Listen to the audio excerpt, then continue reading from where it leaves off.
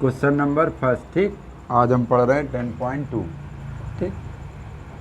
दूसरी एक्सरसाइज हमारी स्टार्ट हो गई, ठीक है। देखो, यदि सूर्य का उन्नयन कोण 30 से 60 हो जाता है, 30 से 60 अगर होगा तो कहाँ जाएगा बताओ ज़रा। देखो, सूर्य वाला क्वेश्चन तुम लोगों को डाउट में रहता है अक्सर, ठीक है। तो देखो ध्यान से, सूर्य कहाँ होगा, यहाँ होगा, ये सूर्य है, ठीक है। ये कोई ऑब्जेक्ट है, ये कोई ऑब्जेक्ट है, तो उसकी परछाई जो होगी वो ऐसे पड़ रही होगी। समझ में आ रहा है नहीं आ रहा है, ठीक है। तो यही क्वेश्चन होता है, सूर्य ये सोचते हैं यहाँ यहाँ नहीं, यहाँ होता है, उसकी परछाई ऐसे पड़ती है, ठीक। अब ये 30 से 60 हो जाता है, इसका मतलब 30 यहाँ होगा, 60 यहाँ होगा, ना कि 60 यहाँ होगा 30 यहाँ होगा। हम जैसे जैसे पास जाते हैं ऑब्जेक्ट की ओर, जैसे जैसे पास जाते हैं एंगल बढ़ जाता है। तो ये हमारा क्या हो गया 30 डिग्री, और कुछ दूर बढ़ने के बाद ये अब हो गया है 60। उसकी जो परछाई है वो अब कम हो गई है, ठीक। पहले दूर तक बन रही थी, अब थोड़ी कम बन रही है। कितने मीटर है, तो सिद्ध कीजिए कि 15 मीटर खंबे की छाया का अंतर 10√3 मीटर होगा। 15 मीटर ऊंचा खंबा था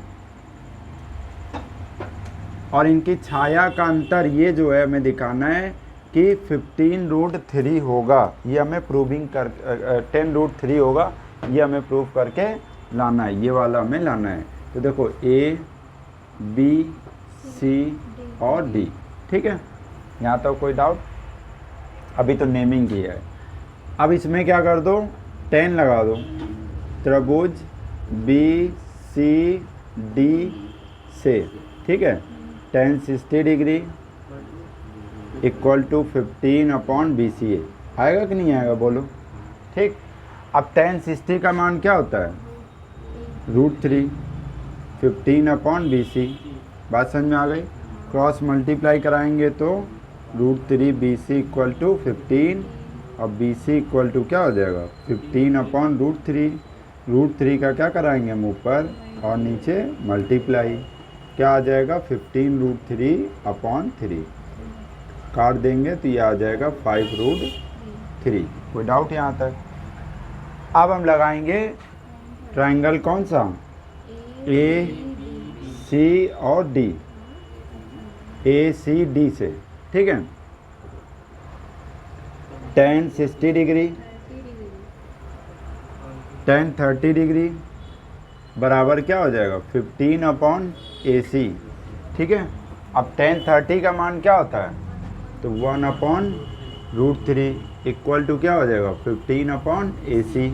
तो AC इक्वल टू क्या हो जाएगा, क्रॉस मल्टीप्लाई कराएंगे तो ये वैल्यू यहाँ जाती है, ये वैल्यू यहाँ जाती है, ठीक। ये हो गया क्रॉस मल्टीप्लाई, तो ये AC का मान आ गया। हमने बताया अभी इसका छाया का अंतर कितना था, पहले छाया कितनी थी, अब छाया कितनी बन रही है, उसके बीच में अंतर कितना हुआ। तो अंतर निकालने के लिए AB बराबर क्या लगाएंगे हम, AC माइनस AB। बात समझ में आ रही कि नहीं आ रही? यहाँ पे BC करेंगे, ठीक है। अब AC का मान क्या है 15 माइनस BC का मान कितना है 5√3, तो ये आ जाएगा 10√3 मीटर है। तो ये मीटर, चूँकि ये शायद मीटर में दिया था तो मीटर में हमारा आंसर आया। अब आते हैं इसका क्वेश्चन नंबर सेकंड में, ठीक है।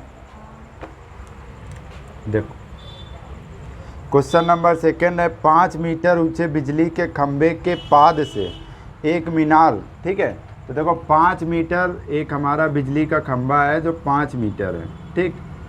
इसके पाद मतलब इसके पैरों से, ठीक। और एक मीनार हमारी बड़ी होगी, ये चीज़ हमने फर्स्ट क्लास में ही बता दिया था आपको, ठीक है। तो इसमें मीनार के शीर्ष का उन्नयन कोण कितना है 60 डिग्री है, यहाँ से 60 डिग्री है। ये इसको यहाँ से मिला दो, ये हो गया क्या 60 डिग्री, ठीक है। फिर कह रहा है खंबे के शीर्ष से मीनार के शीर्ष का उन्नयन कोण 30 डिग्री है। यहाँ से जो है कितने डिग्री है 30 डिग्री है, ठीक है। अब इसकी नेमिंग कर दो और हमसे पूछा मीनार की ऊंचाई बताइए, मीनार की ऊंचाई बतानी है हमें, ये हमें बताना है, ठीक है। अब ध्यान से देखो, इसकी नेमिंग कर दो P, Q, R, S और T, ठीक है। अब हमें इसकी हाइट हमने मान ली है, माना मीनार की ऊंचाई बराबर क्या है, h मीटर।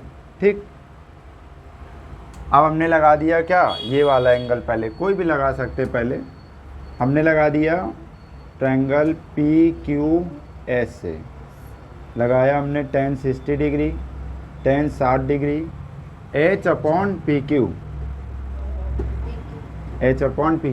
ठीक, यानी कि लंब बटे आधार, यही होता है हमारा। अब tan 60 का मान क्या होता है, tan 60 का मान क्या होता है, √3 इक्वल टू क्या हो जाएगा, H/PQ, चूँकि H का तो कुछ मान दिया नहीं है, तो PQ इक्वल टू क्या हो गया, H/√3 मीटर, ये PQ का मान आ गया। अब चूँकि PQ और TR इक्वल टू PQ, यानी कि H/√3, ये भी हो जाएगा। मतलब ये जो हमारा आया है H/√3, यही मान जो होगा हमारा यहाँ भी आएगा, H/√3। ठीक, अब ये यहाँ से यहाँ तक अगर 5 है, तो ये यहाँ से यहाँ तक क्या हो जाएगा, H-5 हो जाएगा, कहाँ तक, यहाँ R तक। ठीक है, अब हम लगाएंगे त्रिभुज TRS, तो क्या हो जाएगा, tan 30 डिग्री बराबर H-5/H/√3। बोलो कोई डाउट यहाँ तक। ठीक, अब देखो ध्यान से, tan 30 का मान क्या होता है, 1/√3, ये √3 ऊपर जाएगा तो क्या आ जाएगा, H-5√3/H, क्रॉस मल्टीप्लाई करा दो तो क्या आ जाएगा, √3, एक तो ये गया और एक √3 ये रखा हुआ है, H-5 क्या हो जाएगा, H=3, H-5 अंदर मल्टीप्लाई कराएंगे तो क्या आ जाएगा, 3H-15। ठीक, अब देखो क्या होगा, इसको इधर ले आओ, H-3H equal to -15, -2H equal to -15, तो H इक्वल टू क्या हो जाएगा, -15/-2, ख़त्म, 7.5 मीटर, ये इसका आंसर है। ठीक।